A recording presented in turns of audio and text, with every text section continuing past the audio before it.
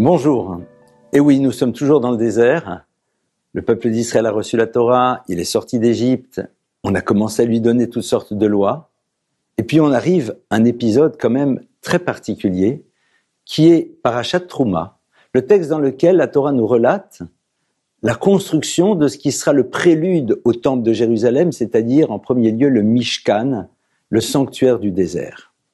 Et ce sanctuaire dans le désert, eh bien, ce qui est son prologue, j'ai envie de dire, c'est avant tout, allez, on va utiliser un mot qui va peut-être faire sourire, une levée de fonds. C'est-à-dire, on va demander à la totalité des membres du peuple d'Israël de participer à la construction de ce Mishkan, à la fois à travers des dons en nature, et aussi des dons de compétences. C'est-à-dire de mettre au service de la construction des compétences que l'on peut avoir dans différents domaines, et plus particulièrement de l'artisanat. Ce qui est très intéressant, c'est que le texte nous dit « Mais et kolish asher yidevenu libo tikru et torumati ». Le texte nous dit « De tout individu dont le cœur est dans le don, vous prendrez cette trouma, c'est-à-dire ces prélèvements que l'on fera de chez soi pour ce sanctuaire. » Pourquoi le cœur ici ? Quelqu'un veut donner, il donne. Au fond, ce qui se passe dans son cœur, a priori, nous importe peu. La Torah nous dit bien pas du tout. Il faut savoir que ce qui se joue à l'intérieur de la personne, au moment où elle donne, va avoir un impact sur ce qui va se réaliser à travers ce qu'elle donne. On est ici dans quelque chose qui évidemment touche un tout petit peu à la mystique, mais de savoir qu'il y a une relation très forte entre l'intention que l'on a et l'acte qui va exister. Et on va peut-être, si vous le voulez, sortir de ce sanctuaire qui est dans le désert, y aller dans ce qu'on appelle Mikdash Mat, le petit sanctuaire. Vous savez, c'est lequel ? C'est celui de la famille. Car en effet, la famille, le couple est appelé aussi un petit sanctuaire. C'est un lieu dans lequel Dieu est présent.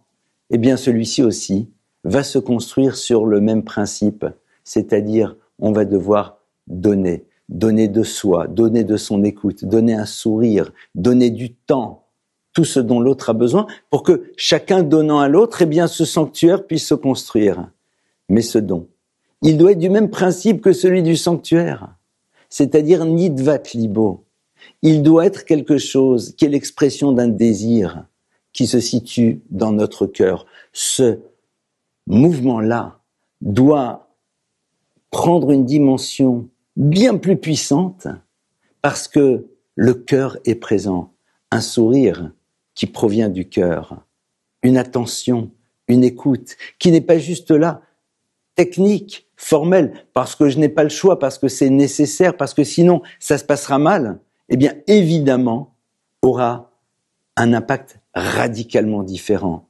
C'est ce que j'ai envie d'appeler l'épaisseur de l'acte. Lorsque le cœur est présent, il y a une forme de densité différente à l'intérieur des mots que l'on prononce, à travers les actes que l'on est en train de réaliser. Quand vous dites à quelqu'un « je t'aime », mais que ce ne sont pas juste des mots, mais que c'est l'expression de ce que l'on ressent profondément à l'intérieur de soi. Il y a une densité dans cette parole qui s'exprime et qui concourt à la construction de ce Mikdash Mat, de ce petit sanctuaire. Donc oui, la Torah nous dit, lorsque l'on construit le sanctuaire dans le désert, chacun d'entre nous qui participe doit mettre son cœur à l'intérieur de ce qu'il donne, mais surtout ne pas oublier que dans ce sanctuaire que chacune et chacun d'entre nous peut mettre en place à l'intérieur de la famille, eh bien, tout ce que l'on va apporter, tout ce que l'on va donner doit être aussi issu de quelque chose dans lequel le cœur est totalement présent, afin que la réalisation soit la plus belle et surtout la plus pérenne possible. Shabbat Shalom.